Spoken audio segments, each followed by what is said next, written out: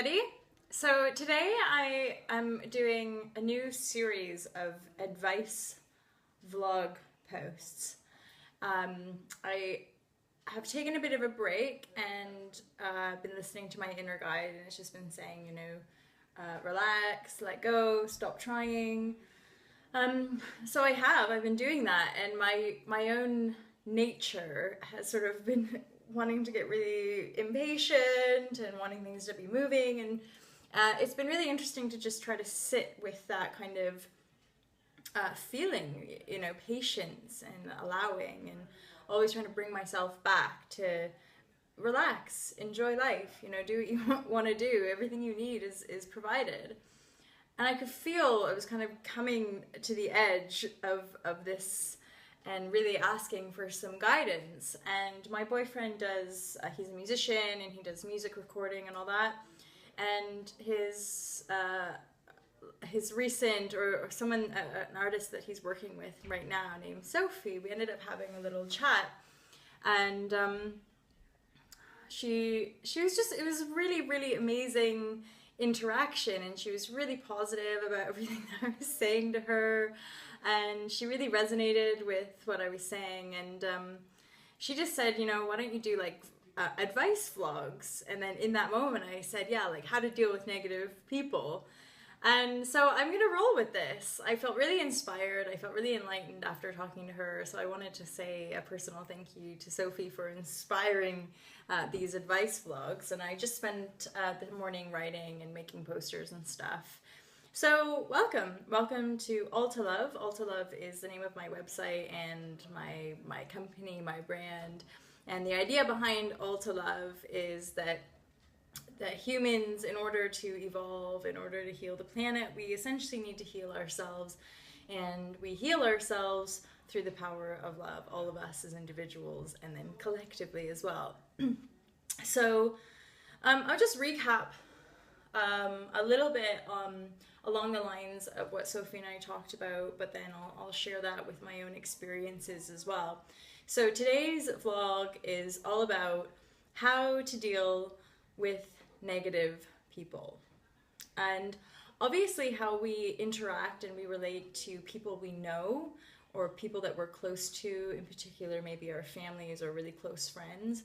Obviously those interactions are a little bit different from how we behave with strangers or people we don't know. However, from a loving place, how we deal with any one person's negativity ultimately is the same.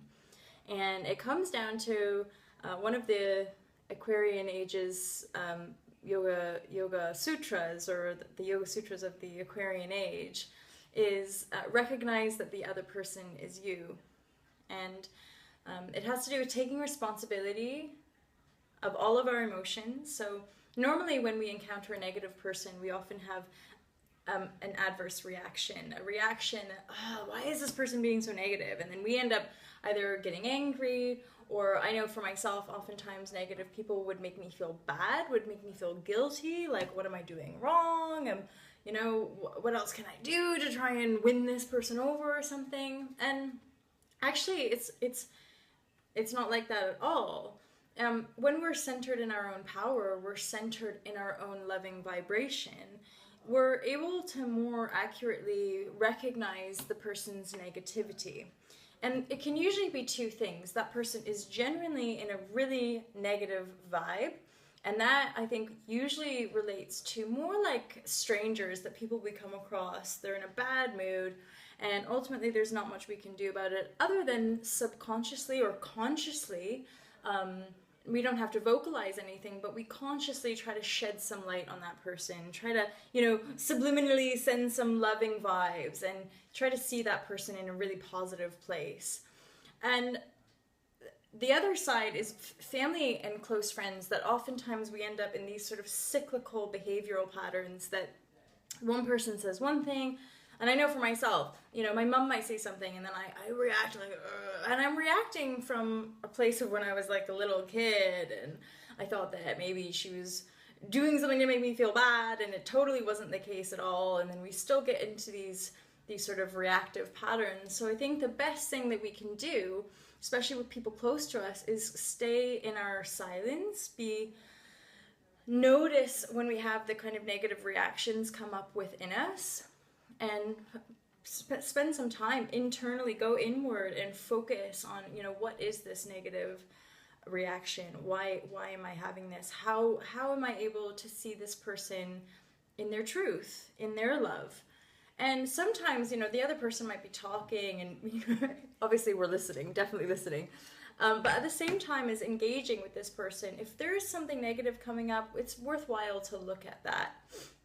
And we can always, withdraw a little bit, honor the other person, take in and absorb what they're saying, but be it from a loving place within ourselves.